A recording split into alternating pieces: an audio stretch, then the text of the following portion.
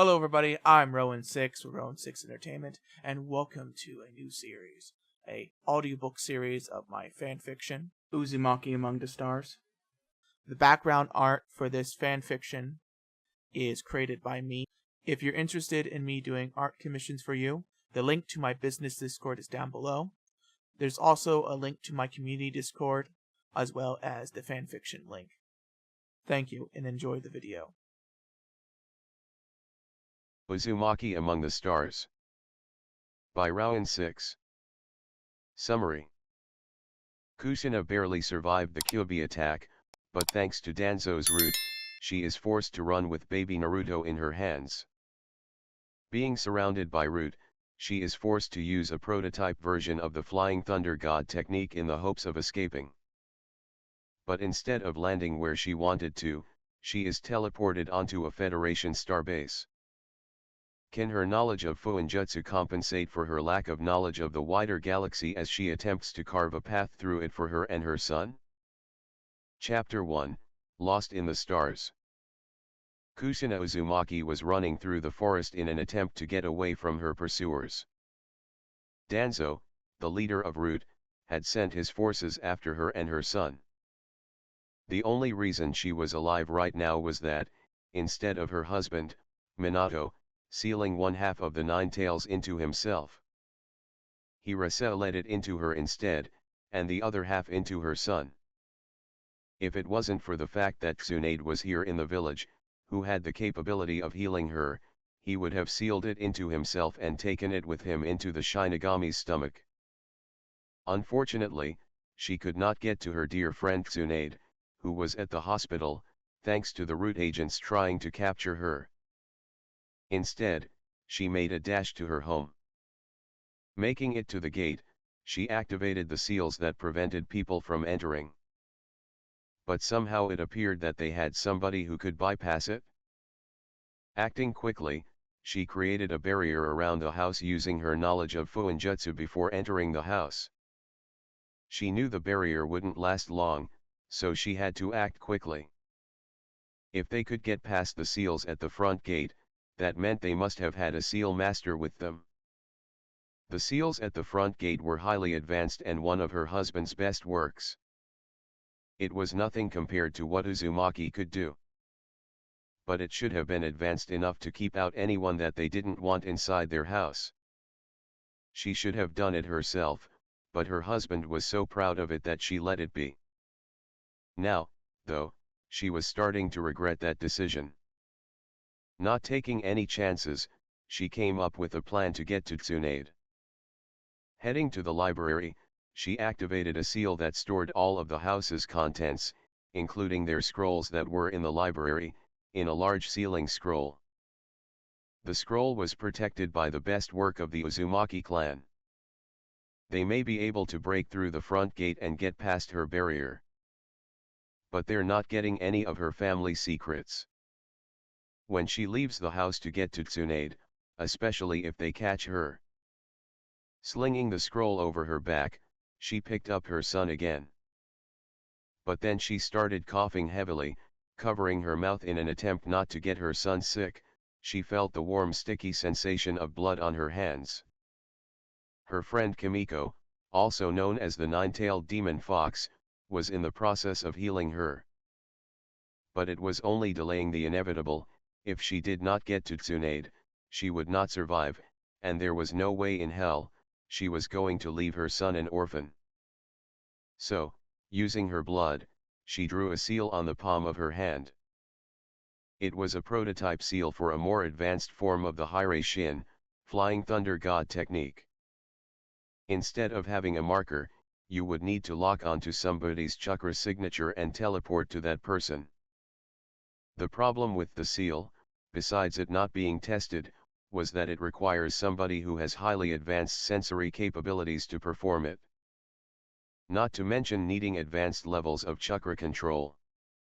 Luckily for her, she had both. Now, all she really needed to do was search for Tsunade's chakra signature and activate the seal. As she searched for the chakra signature of her dear friend and her only hope at the moment, she was quickly able to find her, but as soon as she started activating the seal, she felt a stabbing pain in her chest. Looking down, there was a blade piercing her chest and just missing her heart. That was the last thing she saw before a red flash enveloped her, before she fell unconscious. Starbase 24. Commander Harper Holds was the Starfleet commander in charge of Starbase 24. Commander Holds is a 40-year-old human with tan skin, black hair, and eyes. He also had a jagged scar on the right side of his face that went down past his brow and onto his cheek below his eye. Starbase 24 was a starbase on the Klingon border. It wasn't just a trade hub between the Klingons and the Federation, but also a shipyard that built, repaired, and refitted Starfleet ships. They even occasionally serviced some Klingon ships in the past. In fact, that is exactly why he called a meeting of his staff. He needed to inform them that a Klingon warship would be docking at their station due to an onboard accident. Luckily, none of the crew were hurt bad enough that their own medical staff could not handle it. But the ship was practically crippled and needed to be towed to the nearest starbase, which happened to be this one. Due to the Klingon ship being a Vorcha-class warship and the speed of their tow ship, it would take them at least a week to get to the station. Which was great because they had a lot of prep work to do before that ship docked. Commander Holds was about to end the meeting with his command staff when a red light engulfed the room for a brief second. When it cleared, a red-haired woman was carrying a child with a scroll on her back. She was lying on her side, and there was a blade sticking through her chest T with blood quickly pouring out of her. His chief medical officer, Lieutenant Kamori, pulled out her medical trick order and rushed over to the down woman. Lieutenant Kamori is a 30-year-old Kaitian woman, a feline species.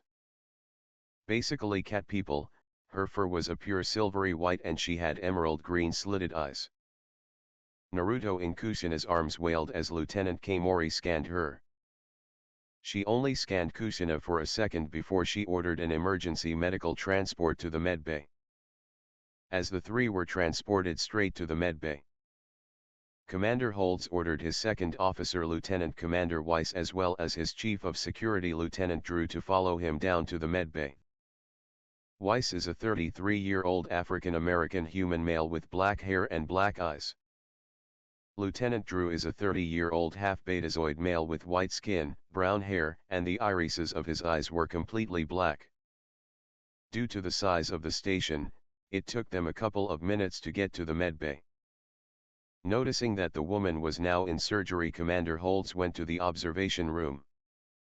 It took them a whole hour longer than he expected for them to stabilize the woman, especially since the woman was obviously stabbed. Depending on how severe the wound was, such a wound would normally take 20 minutes, maybe 30 for them to stabilize the patient. As Lieutenant Kamori finally exited the surgery room after stabilizing Kushina, she made her way to the observation room knowing that's where Commander Holds would be waiting for her. Taking off the medical scrubs, she approached Commander Holds with a tired look on her face. "Report," Commander Holds said, causing Kamori to sigh. She moved over to the replicator in the observation room.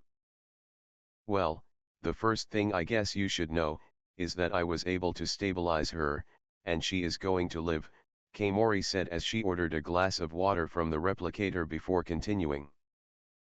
The second thing, she wasn't just stabbed, every cell in her body seemed to be drained of its energy for a brief time, which caused cellular damage. If it wasn't for her regenerative capabilities, she would have died on that operation table, Kamori said as she took a sip of her glass of water. But before she could continue, Lieutenant Commander Weiss spoke up. "Regenerative capabilities, what do you mean?" "The station scanners said that she was human," Lieutenant Commander Weiss said, confused.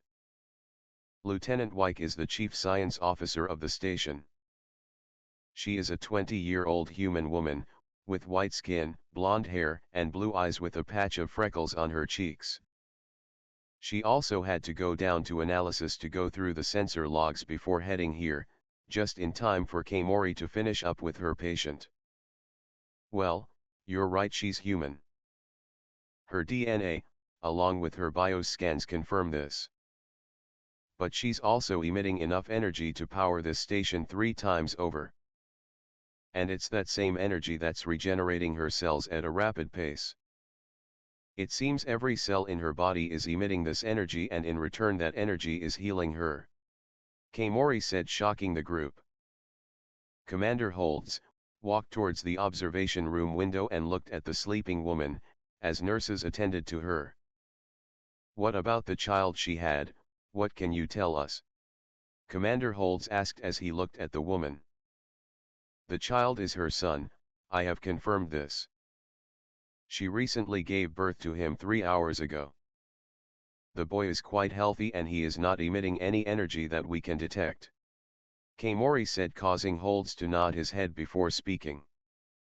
What about the possessions that she had on her? Commander Holtz asked. This time it was his chief science officer Lieutenant Elsie Wyke who spoke up. Yeah, that's the interesting part.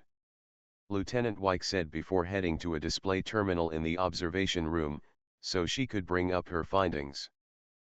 After a second or two, she brought up her findings and continued her report. Okay, let's start off with the easy parts. She had a total of 14 hand-forged Japanese-styled konao and 24 Japanese-style shuriken. The refinery method of the metal places the manufacturer at a possible technological level in the 1900s of Earth. She had 2 other scrolls in the satchel that she had on her hip. The clothes she was wearing placed the manufacturing stage of the technological level in the 1920s of Earth. But now this is where it gets interesting. The scrolls that she had in her satchel, as well as the big one that she had on her back, are emitting an energy field that is blocking all our sensors and scanners. That same energy field is also creating a protective barrier around them. And if I'm right, the barrier around the big scroll is strong enough to survive an antimatter explosion. Could you imagine if we could figure out how she did that? The risk of warp core breaches will be a thing of the past, not to mention the scientific endeavors we could do with that level of protection. Lieutenant Wyke said, practically giddy. And Commander Holtz could not blame her. His scientific mind was also running through hundreds of thousands of possibilities from that knowledge alone. The problem was wherever she came from, the technological level was not advanced enough to reach the first contact scenarios. Then again, it could be the fact that her people prefer a simple lifestyle and their technological advances were maintained in another way. This had to be the case, especially since the scrolls were emitting an energy field. That meant that there was a high possibility there was some technology involved. And one possibly several hundred years more advanced than their own. His thoughts were cut off though, by Lieutenant Wyke continuing with her report. But what's more fascinating, sir, is the symbol on each scroll. You see the swirl pattern, that's a clan symbol, and not just any clan. It's the Uzumaki clan, a Japanese clan that has its roots far as back as 18th century Japan. If it wasn't for the fact that their clothes are made of materials that are not native to Earth, I would have thought we had a time traveler on our hands. Lieutenant Wyke said. Commander Holtz was about to ask a question, but he was beaten to it by Dr. Keimori. What, did you just say Uzumaki? Huh, now I think of it, she does look a lot like Ashley and her litter. Lieutenant Keimori said as she looked through the window at the red-haired woman. Wait, are you talking about Lieutenant Uzumaki and her family? Commander Holtz asked. Yeah, I am. She's got the red hair and the facial features to match Lieutenant Uzumaki's. If I remember correctly, she even has a necklace with that same swirl pattern. She wears it everywhere, and I believe she did say it was her clan symbol. Should I run a DNA comparison between the two to see if there is a relation between them? Lieutenant Keimori asked. Commander Holtz thought over it for a second before making his decision. Run the DNA comparison. Weiss talked to Lieutenant Uzumaki and ask if she has any family near the system. I'm going to speak to Starfleet Command and ask how should I proceed. Because if I'm right, this is a first contact scenario and those need to be handled delicately. Commander Holt said before leaving the room and heading to his office. A day later, Commander Holtz just got a reply from Starfleet. The ruling was if the DNA test came back positive, she'd be ruled under the Species Re-Education Act of 2260. Commander Holtz's opinion of this was that the act was outdated. It was made during a time to fix a problem that Starfleet was having. During the growing stages of Starfleet, a lot of species were extremely eager to explore, and Starfleet was extremely eager to get more numbers into their fold. This caused a lot of ships to go lost over the centuries. And before they knew it, a lot of unregistered colonies that had no idea what warp drive even was were scattered around in unknown space. So instead of leaving these species to rediscover warp drive, they were approached by Starfleet and offered them the chance of re-education. The information was limited to basic education, and until they were able to prove that they were capable of understanding the more advanced technology, only then they would give them that knowledge. That was determined by them developing a form of warp drive or some form of faster than light travel, with Starfleet guiding them. It did not help that Lieutenant Kamori came back with a positive on her DNA. There was no doubt that she was related to Lieutenant Uzumaki, very distantly related, but related nonetheless. Now he had assembled his command staff in the meeting room to discuss this development. Okay, Lieutenant Kamori, report on our guest. Commander Holt said as he sat in his chair. Well, first off, the woman in there is definitely related to Lieutenant Uzumaki, very distantly related, but related nonetheless. She is also healing quite well and should be awake within the day. I also have her restrained because I have a feeling she's going to react negatively. Lieutenant Kamori said, but Lieutenant Wyke spoke up. Is that wise? Keeping her restrained might make her not trust us. Lieutenant Wyke said. But this only caused Lieutenant Kamori to snort in amusement. Look, that woman is going to have one thing on her mind when she wakes up, and that's finding her kid. Now add to the fact that she was stabbed and now waking up in an alien environment. If she's anything like Lieutenant Uzumaki, she'll most likely attack first, then ask questions later. Hell, I would probably do the same thing if I thought my little Kaneko was in danger. Lieutenant Kamori said. Commander Holtz nodded his head in agreement. Lieutenant Wyke was right, it would probably damage her trust in them. But he knew that a mother's wrath could be dangerous, especially when their child was involved. So the safest option was to keep her restrained until she got a hold of herself and was calm. His thoughts are cut off by the comm system. Dr. Kamori, our mystery patient is awake and she's not happy. A nurse said over the comm system. Lieutenant Kamori just gave a look to Lieutenant Wyke that pretty much said, I told you so, before responding. I'll be right there. Kamori said, as she got up from her seat and headed out of the room with the rest of the staff following. Chapter 2, First Contact with a Ninja. Kushina woke up slowly, her head was pounding like a drum. There was a bright light in her eyes that blurred her vision for a second. Looking around, she noticed that she was in a room with strange equipment with multiple people wearing blue and black uniforms working on some other people. Her mind fuzzy, she attempted to remember how she got here. It was then the memories came back to her in a rush as her heartbeat spiked. She attempted to get up, but she quickly realized that she was restrained.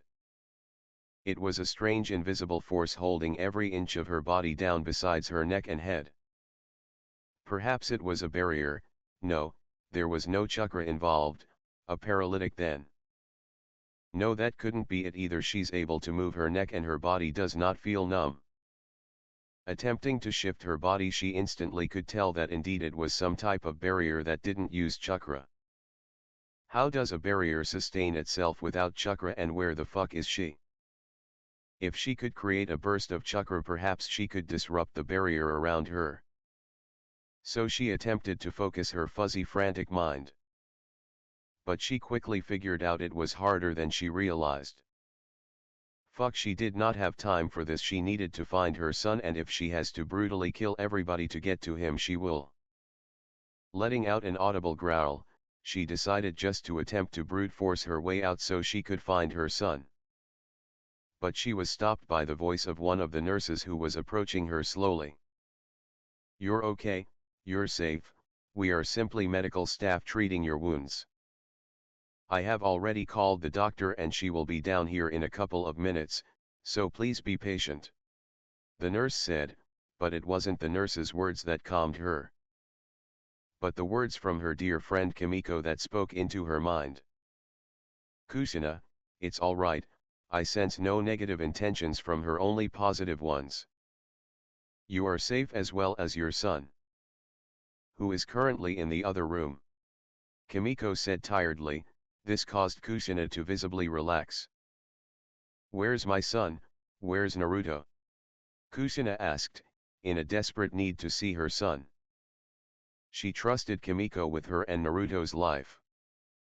But she could not settle her nerves after what just happened without at least confirming with her own eyes that Naruto was safe.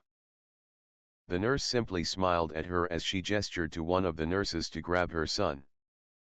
It was only a couple of seconds later that one of the nurses came in and handed the child off to the primary nurse who was talking to Kushina.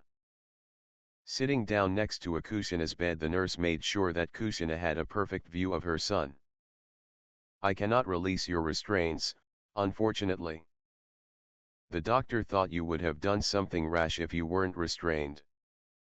And I can't release the restraints without the doctor's orders. So I will sit here and hold your son for you so you know he's safe," the nurse said with a kind and gentle smile on her face. Kushina appreciated the gesture and couldn't really blame the doctor for having common sense. She was an unknown woman who recently gave birth and was stabbed through the chest, before being teleported straight onto their doorstep. So restraints were definitely called for and were definitely needed. Especially since, her first instinct was to tear her way through anyone who impeded her path towards her son. But God, she hated not being able to hold her son. She knew she could easily escape from her restraints, since now she figured out what was holding her down was a barrier of some type that didn't use chakra. But breaking out would be counterproductive in her situation. Kimiko had assured her that the people had no negative intentions and truly wanted to help her. So she would play nice and wait for the doctor. It took 15 minutes for the doctor to show up. But she did not show up alone. A small group of people followed behind her into the room. Kushina noticed the different colors of uniforms, but what was more interesting was the fact that the doctor was a cat person. At first, she thought she was a summon, but the fact that she was wearing a doctor's coat and held an air of authority within the medical room told her otherwise, and again she could be wrong. It also seemed one of them had empathic capabilities. Kimiko had already shielded her thoughts once she detected him. Kimiko was able to tell that it surprised the man, although he did not show it. Neither of them had any hostile intention towards her or her son, which was a good sign. Lieutenant Kamori noticed that she was not bothered by the slightest or caught off guard by her presence. It was almost like she had met another Kaishin before or something similar. Oh God, she hoped that there was no other Kaishin on her world. Especially when her people had made a lot of effort to control their instincts. But at least her reaction meant that she did not have any dislike or hatred for the Kaishin or anything similar to her species. So taking a leap of faith, she approached the woman first, then she spoke up as she went over her chart. "I'm surprised that you are not startled about my appearance. Have you met another Kaishin before?" Lieutenant Kamori asked calmly. Kushina just shrugs her shoulders, or attempts to because she's still restrained, before responding. No, I have not seen anything like you. But you're not the weirdest thing I've seen. Kushina said nonchalantly before speaking again, but this time in a more serious tone. Although I do not mind answering some questions, I rather do that with my son in my arms, and not restrained to a bed like a mental patient, Kushina said with a serious tone. I will agree to that if you promise not to attack us. Lieutenant Keimori said, matching Kushina's tone. As long as you don't attempt to harm me or my son, I won't. Kushina said, still serious, nodding. Lieutenant Keimori deactivated the restraining field and helped her sit up. Once she did, the nurse handed her Naruto, which the group noticed seemed to make her more relaxed. Now what do you want to know? Kushina asked after getting Naruto situated in her arms. First, I would like to know who you are. Commander Holt said, stepping forward. I'm Kushina Uzumaki, a ninja and elite jonin of Konohagakure, and this is my son Naruto. Kushina said, causing everybody in the room's eyes to light up a bit, which Kushina took note of. It is a pleasure to meet you, Kushina. I am Commander Holtz, the commander of this station. To left of me is my second officer, Lieutenant Commander Weiss, and to the left of him is Lieutenant Drew, my chief of security. To my right is Lieutenant Wyke, and the doctor who treated your wounds is my chief medical officer, Lieutenant Keimori. Commander Holtz said. As everybody gave their own form of greetings or acknowledgement as their name was called.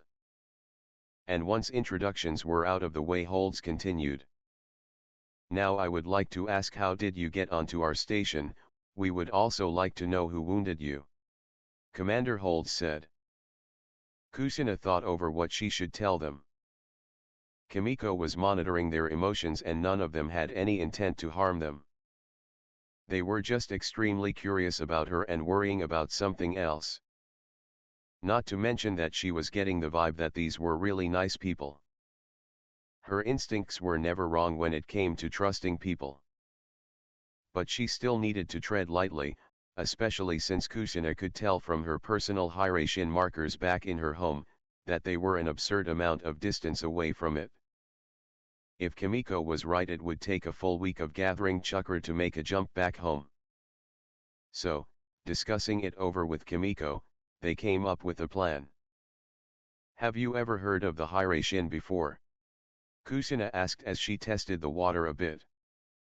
Kimiko could easily tell everybody in their room was confused. Which meant they never heard of it? No. Although I do know the translation to it, it's the Flying Thunder God technique, right? Lieutenant Wyke asked, confused as she scratched the side of her head. Kushina nodded her head at that, before speaking up again. You are correct. Now do you know what Fūinjutsu is? Kushina patiently asked. But when they still looked as confused as before, she could not help but let out a long sigh. Do you at least know what chakra is? Kushina asked hopefully, but when she got confused, looks like she did before.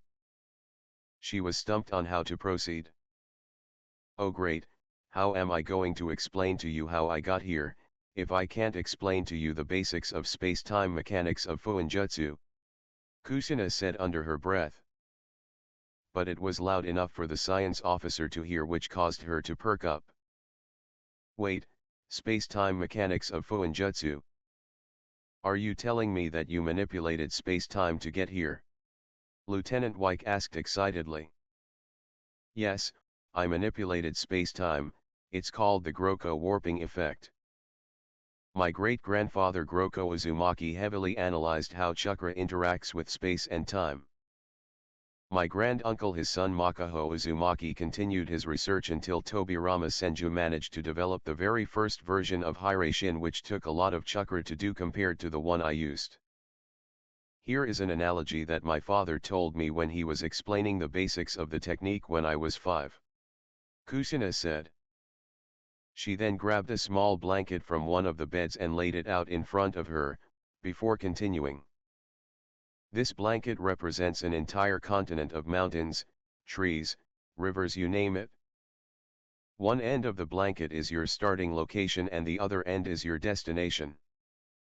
The hierarchy works by folding the blanket, so your beginning and end destinations are together. And then tunneling a hole through both ends. Kushina said, a little happy as she was finally getting somewhere. But this caused Lieutenant Drew's eyes to widen in excitement. Are you telling me, you could create an artificial wormhole? Lieutenant Wyke said, practically vibrating at the prospect of an artificial wormhole being created. Kushina just looked confused. What now? Kushina asked, confused. It was obvious that the two had two different terminologies when explaining simple things like Fūinjutsu, which was nowhere close to being simple, and chakra. This seems to take the wind out of Lieutenant Wyke's sails, but only for a second because of Commander Holtz's next words. Well, it seems that we have different terminology, but what you described is what we call a wormhole or an Einstein-Rosen bridge. You said this was a technique. So I assume this is not a piece of technology but something you can do physically, am I correct? Commander Holtz asked. Yeah, it doesn't use any technology but it does require level 6 knowledge of Fūinjutsu, a high level of chakra control, and the capability to sense chakra. Which I have. Kushina said as she scratched the side of her face. Could you demonstrate it, or are you too injured to? Keep in mind you can always show us later. Commander Holtz asked curiously, but obviously concerned. I got plenty of chakra to do it, so it won't be a problem. Kushina said as she shrugged her shoulders before walking over to the medbay wall. As she did, Lieutenant Wyke pulled out a trick order which made Kushina stop and look at her curiously. Oh, this is a trick order, it's a scanning tool. I want to confirm if we're talking about the same thing. Lieutenant Wyke said sheepishly. Kushina just shrugged her shoulders again and continued her path to the wall. She placed a hand on it, and when she removed it, then an intricate pattern appeared there. Whoa, you just did matter-energy conversion with your bare hands. Lieutenant Wyke said, absolutely shocked along with everybody else. But then she looked confused as she looked over the readings. But the energy output you are admitting dropped a bit. Is that energy what you call chakra? What is it exactly? Lieutenant Wyke asked, causing Kushina to nod, before speaking. Although I'm surprised that you're able to pick up chakra with your technology. But chakra in very simple terms is a mixture of mental energy and physical energy. Every living thing has chakra. I can go into a longer and in-depth explanation of chakra theory later. But I think I should demonstrate this technique so I can start asking my own questions. Kushina said, as she walked over to the other side of the room before activating the technique. In a flash of red, she was on the other side of the room. Which shocked everybody in the room, all but Lieutenant Wyke, who had practically stars in her eyes. Her trick order just confirmed that the woman just opened a wormhole. It was less than a second, but it was a completely stable artificial wormhole. Looking over her scans again, her eyebrow raised. Kushina, for a second there I picked up two different energy readings coming from you. Is there something I'm missing? Lieutenant Wyke asked, causing Kushina to sigh. She was about to explain when a woman with long red hair, fox ears, and 9 tails that swayed behind her, appeared right behind Lieutenant Wyke before speaking into her ear. That would be me, Kimiko said, causing Lieutenant Wyke to squeal out in shock. Kimiko just snickered at this before speaking up again. Sorry, I couldn't resist. Kimiko says, as Lieutenant Wyke holds her hand over her rapidly beating heart. And you are? Commander Holtz asks, a little on guard. Oh, I'm sorry. I am Kimiko, a being completely composed of chakra. Me and Kushina have a symbiotic relationship. But to confirm your question, that was me you're picking up. I am sorry that I did not show myself earlier. People have a habit of being very close-minded. Kimiko said, smiling, causing everybody to relax again.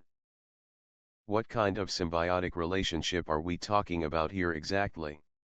Commander Holds asks curious.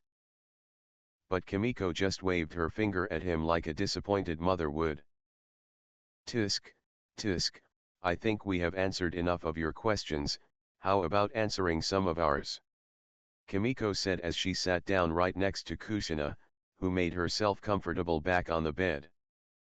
That's fair, ask your questions and we will answer to the best of our ability. Commander Holds said sighing. Although it was quite odd to be talked to like he was a child, it wasn't uncommon. There have been many races with longer lifespans who saw him as a child. Meeting a conjoined species was also not uncommon. Even though he wanted to learn a lot more about the two. He knew that they had given up a lot of information already. If the claim of them being ninjas and elite ones at that was true, it was obviously given in good faith. Trust is built not on a one-way street but two, and they had plenty of time to ask more questions later, so he would answer any questions that came his way. So the first question, where are we exactly and who are you? I can tell that you're from some type of military or organization. Kimiko asked, taking control of the questions for now. To your first question, we are on Starbase 24, it is the starbase stationed in Federation territory on the Klingon border. You're right, we are part of an organization, it's called Starfleet. The main objective of Starfleet is to seek out new life and new civilizations and to explore new worlds. Commander Holds said, causing Kimiko to perk up at that. Ah, you're part of that organization. Kimiko said, but seeing the surprised looks on their faces, she continued before any questions could be asked. Around 200 years ago, a man who called himself Captain Jackson crash-landed what he called an escape pod on the island of Uzumaki. At the time I was living with the Uzumakis, who called that island home, and I was asked to heal his wounds. The man did not know that he crashed on a planet as primitive as ours, so he told us a bit about Starfleet before he stopped talking altogether. He said something about the Prime Directive for the reason why he clammed up. When he was well enough to move, he made his way to his escape pod and blew himself up with it. To this day I wonder why he did that, and I am guessing that you know the answer. Kimiko said as she eyed them with an analyzing gaze. Commander Holds let out a long sigh at hearing that. Gathering his composure, he started to explain. Although I do not know every captain in Starfleet, especially one from 200 years ago, I can explain why he did it and what the Prime Directive is. The Prime Directive is one of our most sacred and upheld laws in Starfleet. It states that we are not allowed to interfere with another species' evolutionary process. The only time we make contact with them, which we call first contact, is when they develop faster than light travel. It is a Starfleet's officer's duty to uphold this law no matter what the cost. Commander Holds said. Kimiko had understanding in her eyes at his words, and before Holds could continue, she spoke up. So he attempted to prevent cultural contamination. His ship must have had technology that we weren't ready for, and the knowledge in his head must have been too dangerous. I can respect that. A man is nothing without any principles to guide him. Kimiko said. Commander Holds was quite surprised about how quickly she pieced things together, and was quite glad that she could understand the reasonings behind it.